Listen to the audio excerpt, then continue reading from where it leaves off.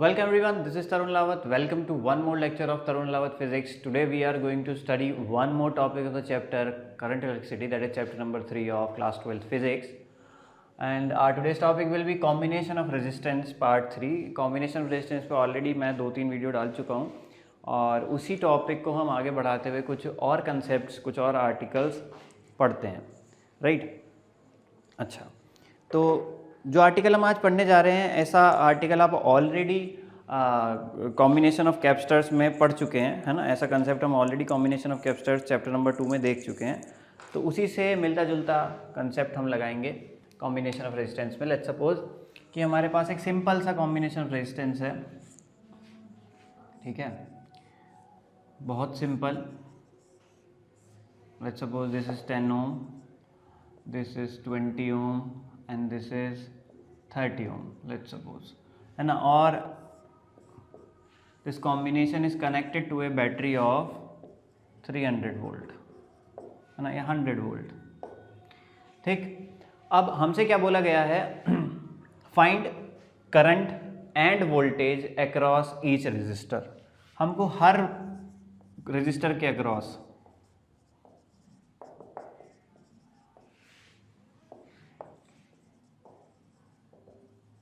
के अक्रॉस हमको वोल्टेज भी बतानी है और करंट भी बताना है, ठीक। तो ये जो कॉम्बिनेशन हमारे सामने है, ये कैसा कॉम्बिनेशन है? ये मिक्स कॉम्बिनेशन है। इसमें सीरीज और पैरेलल क्या है? मिक्स। ये साफ साफ सीरीज भी नहीं है, साफ साफ पैरेलल भी नहीं है, ये कुछ मिक्स है। इसमें सीरीज और पैरेलल दोनों है। तो सीरीज और पैरेलल को कैसे सॉल्व करते हैं, ये ऑलरेडी आप जानते हो, ठीक। सबसे पहले हम क्या करेंगे, ये जो हमारा पूरा कॉम्बिनेशन है, इसको जैसे हमने कैपेसिटेंस में किया था, पहले हम इसका इक्विवेलेंट कैपेसिटेंस बनाएंगे, डायग्राम को रीड्रॉ करेंगे और अपने फाइनल डायग्राम पे पहुंचेंगे, फाइनल रेजिस्टेंस पे पहुंचेंगे, ठीक है। तो अब 20 और 30 क्या है? पैरेलल में है, और पैरेलल में हम फॉर्मूला लगा देते हैं 1/R1 + 1/R2 का, या शॉर्टकट फॉर्मूला लगा देते हैं, ऊपर मल्टीप्लाई नीचे ऐड। तो इन दोनों को जब हम सॉल्व करेंगे तो हमको क्या मिलेगा? रीड्रॉ करने के बाद हमको 10 एज इट इज लिख दिया मैंने, और इन दोनों को सॉल्व करने के बाद जो एक रेजिस्टेंस हमारा बनेगा, ठीक है, एक रेजिस्टेंस जो बनेगा 20 × 30 कितना हो जाएगा? 600, और ओवर 50 यानी कि 60/5, यानी कि ये कितना हो जाएगा?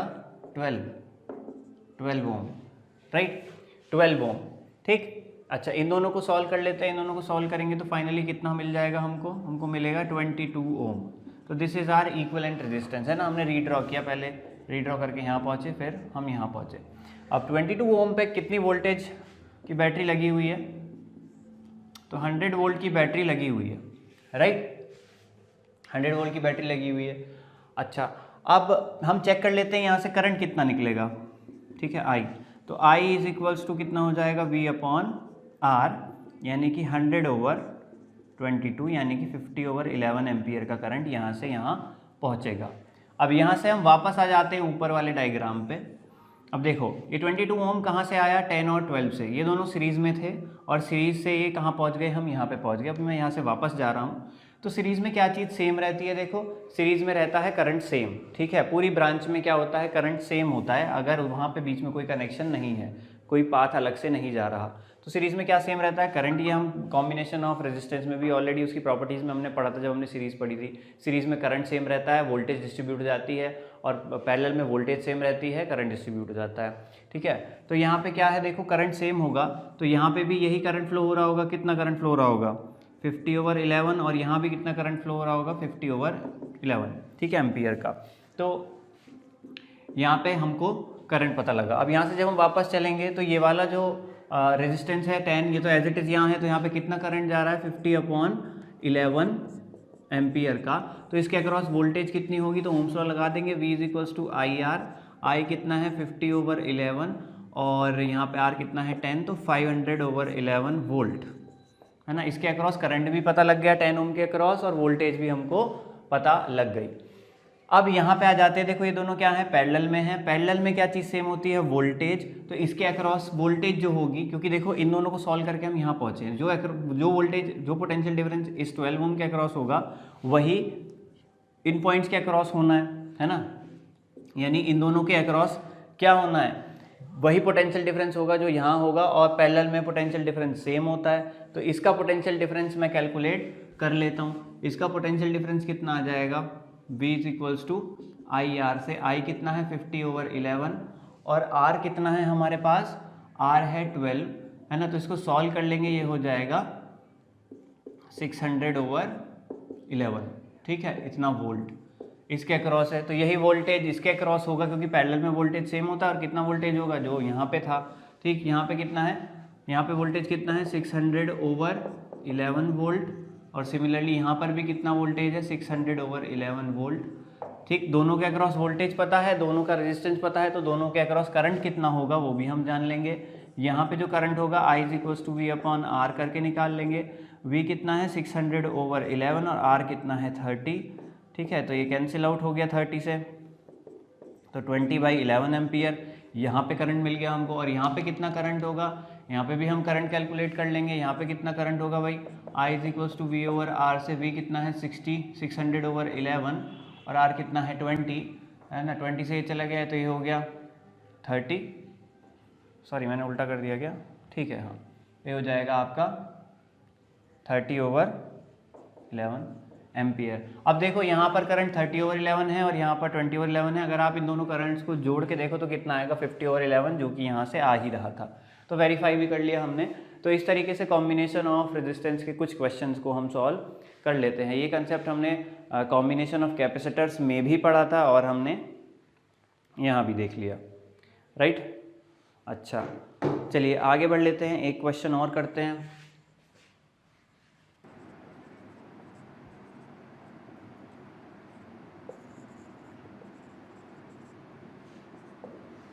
राइट, चलिए देखते हैं हमारा नेक्स्ट क्वेश्चन क्या है। देखो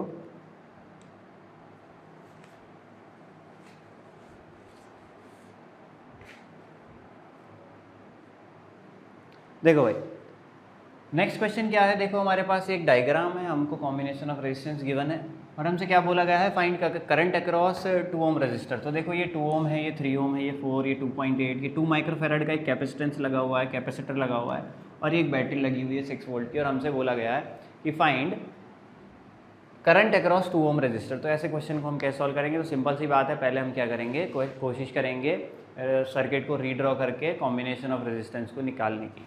अच्छा, उससे पहले एक बड़ी ही इंपॉर्टेंट बात, देखो ये जो हमारे पास कॉम्बिनेशन है, अब जब करंट यहाँ से जाएगा, एक सोचने वाली बात है, जब करंट यहाँ से यहाँ पहुँचेगा तो 2 पाथ्स हैं, यहाँ पे डिस्ट्रीब्यूट हो जाना चाहिए, है ना। जब करंट यहाँ से यहाँ जाएगा तो डिस्ट्रीब्यूट होगा। लेकिन अब देखो ये क्या लगा हुआ है, कैपेसिटर लगा हुआ है।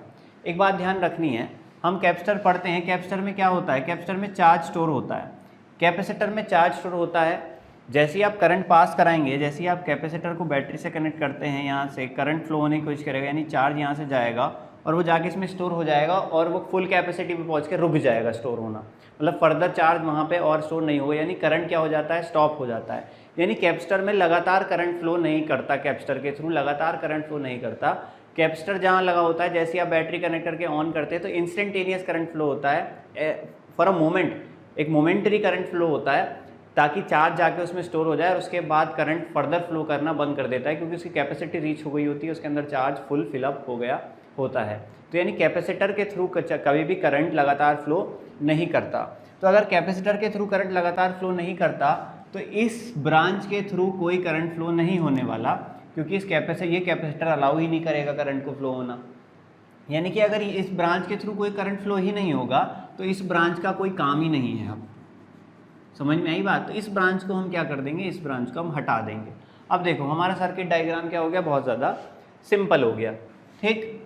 अच्छा अब इसको सॉल्व कर लेते हैं। देखो 2 और 3 किस में है, 2 और 3 हैं पैरेलल में, पैरेलल का फॉर्मूला लगा देंगे, ऊपर मल्टीप्लाई करेंगे, नीचे ऐड करेंगे, या 1/R1 + 1/R2 वाला फॉर्मूला लगा दो, तो ये हो गया 6/5 ओम। ऊपर आ गया सॉल्व होके, है ना, 2 × 3 6 और 2 + 3 5, तो 6/5 ओम। और नीचे क्या है, नीचे आपका 6 वोल्ट की बैटरी लगी हुई है और कितना रेजिस्टेंस है, 2.8 का रेजिस्टेंस है, 2.8 ओम का रेजिस्टेंस है हमारे पास, ठीक है। अच्छा अब इसको फर्दर अगर आप सॉल्व कर लो तो फर्दर सॉल्व कर लेंगे तो कितना हो जाएगा, देखो 6/5, इसको अगर मैं फर्दर सॉल्व करूँ तो ये कितना हो जाएगा 1.2 ओम, है ना, यही तो हो जाएगा 1.2 ओम। ठीक, इन दोनों को सॉल्व करेंगे तो कितना आ जाएगा, 4 ओम आ जाएगा सॉल्व होके। तो 4 ओम हमारे पास कॉम्बिनेशन ऑफ रेजिस्टेंस आया इस सर्किट का। ठीक, अब यहाँ से कितना करंट फ्लो हो रहा होगा वो हम कैलकुलेट कर लेते हैं। रीड्रॉ करते हुए आए थे, अब वापस चलेंगे कैलकुलेट करते हुए। तो आई कितना हो जाएगा, यहाँ पे आई हो जाएगा V/R, यानी 6/4 यानी कि 3/2 एम्पियर। 3/2 एम्पियर यहाँ करंट फ्लो हो रहा होगा। तो वही करंट, अब क्योंकि ये दोनों जुड़ के 4 ओम बनाया है, ये दोनों सीरीज़ में थे, सीरीज़ में करंट सेम होता है। जो करंट यहाँ फ्लो हो रहा होगा वही करंट यहाँ फ्लो हो रहा होगा। तो यहाँ पे कितना करंट फ्लो हो रहा होगा, 3/2, और यहाँ पर भी कितना करंट फ्लो हो रहा होगा, 3/2। ठीक, अच्छा, अब यहाँ से जब हम वापस चलेंगे तो हम यहाँ पहुँचेंगे। ठीक, ये पैरेलल में है, पैरेलल में क्या चीज़ सेम होती है, वोल्टेज। ये इन दोनों के अक्रॉस जो वोल्टेज होगी वो वही होगी जो इसके अक्रॉस वोल्टेज होगी। इसके अक्रॉस कितनी वोल्टेज होगी वो निकाल लेते हैं, V=I/R। आई कितना है, 3/2, R कितना है, 6/5। तो ये हो गया हमारा 18/10, यानी कि 1.8 वोल्ट, है ना, 1.8 वोल्ट। ठीक, तो इसके अक्रॉस भी कितनी वोल्ट है, 1.8 वोल्ट, और इसके अक्रॉस भी कितनी वोल्ट है, 1.8 वोल्ट। तो अब इसके अक्रॉस करंट कितना हो जाएगा, यहाँ पे जो करंट फ्लो हो रहा होगा वो करंट कितना हो जाएगा, I=V/R, यानी कि 1.8/2, यानी कि 0.9 एम्पियर। राइट, यहाँ पे कितना करंट फ्लो हो रहा होगा, 0.9 एम्पियर का। इस तरीके से हम इन क्वेश्चंस को सॉल्व कर लेते हैं। राइट, अच्छा, चलिए और आगे बढ़ लेते हैं और करते हैं 1-2 questions.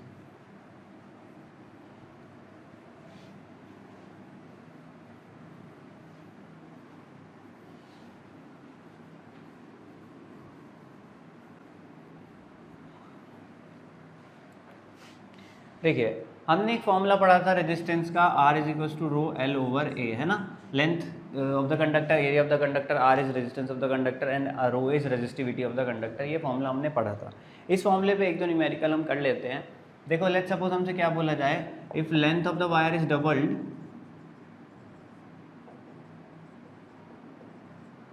if length of the wire is doubled, है ना, by stretching it, how will its resistance changes। ठीक है, अगर लेंथ हमने इसकी एक वायर की डबल कर दी, इसको स्ट्रेच करके, उसका रेजिस्टेंस किस तरीके से चेंज हो जाएगा।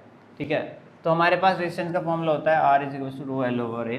तो हमारे पास जो नया रेजिस्टेंस हो जाएगा R=ρ, लेंथ कितनी हो गई, पहले L है तो बाद में कितनी हो गई, 2L, और डिवाइडेड बाई A।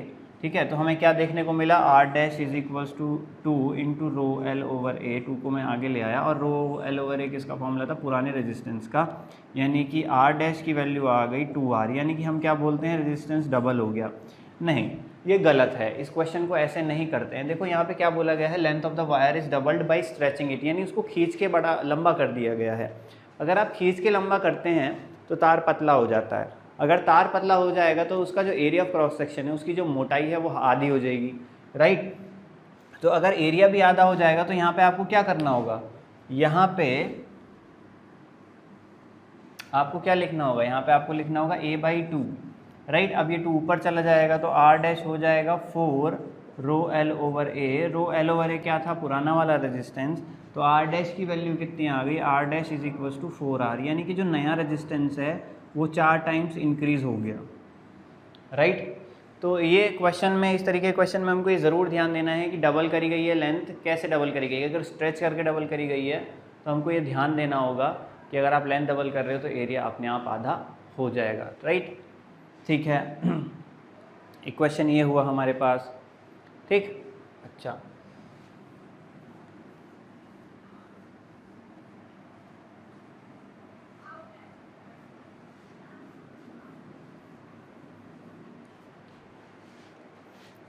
और देख लेते हैं कॉम्बिनेशन ऑफ रेजिस्टेंस पे।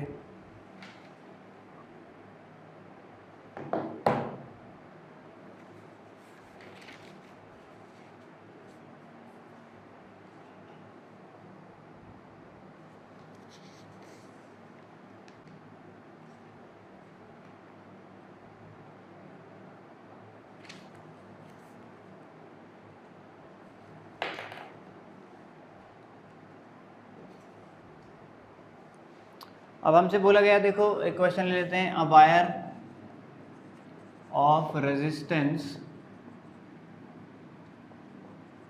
8 ओम, ठीक है, is bent to form a circle, ठीक है। तो एक वायर है, उसको बेंट कर दिया हमने सर्कल के फॉर्म में, तो what will be the effective resistance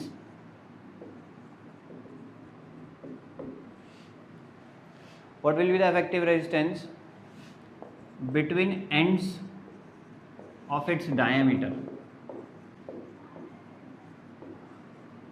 right? तो what will be the effective resistance between ends of its diameter? देखो क्या हुआ है, एक 8 ओम रेजिस्टेंस का वायर था, उसको बेंड करके हमने क्या बना दिया, एक सर्कुलर फॉर्म में बना दिया, ठीक है। यानी कि हमारे पास एक वायर था, कितना था, 8 ओम रेजिस्टेंस का, उसको हमने बेंड किया और क्या बना दिया, एक सर्कल बना दिया। अब पूछा है उसके डायमीटर के अक्रॉस इफेक्टिव रेजिस्टेंस कितना होगा, ठीक है। तो देखो डायमीटर तो कुछ भी हो सकता है, डायमीटर तो ये भी हो सकता है, ये भी हो सकता है, ये भी हो सकता है, कुछ भी हो सकता है डायमीटर, तो है ना। तो अब डायमीटर लेट्स सपोज अगर मैं यही मानूं, तो इसके अक्रॉस के जो 2 पॉइंट्स हैं वो ये हो गए ए और बी, है ना। अब इनके अक्रॉस पूछा है तो दोनों को क्या करूँ, बैटरी से कनेक्ट कर दो। दोनों को हमने बैटरी से कनेक्ट कर दिया, ठीक। अगर आपने दोनों को बैटरी से कनेक्ट कर दिया है, ठीक, तो हम क्या मान लेंगे, ये देखो ये आधा वायर है, तो इतने पार्ट का रेजिस्टेंस 4 ओम और इतने पार्ट का रेजिस्टेंस भी 4 ओम। अगर आपने इन दोनों टर्मिनल्स को किससे कनेक्ट कर दिया, लेट्स सपोज बैटरी से, तो अब आप क्या देख रहे हो, 4 ओम और 4 ओम किस में लगे हुए हैं, पैरेलल में लगे हुए हैं। और अगर ये पैरेलल में लगे हुए हैं तो इफेक्टिव रेजिस्टेंस कितना आ जाएगा, आप सॉल्व कर लो, 1/r + 1/r करके इफेक्टिव रेजिस्टेंस की वैल्यू कितनी आ जाएगी, 2, राइट। तो इस तरीके से ये बहुत सिंपल क्वेश्चन था, इस तरीके से हम और क्वेश्चंस को सॉल्व कर लेते हैं। तो आज के लेक्चर में हम इतना ही पढ़ेंगे, बाकी बात करेंगे नेक्स्ट लेक्चर में।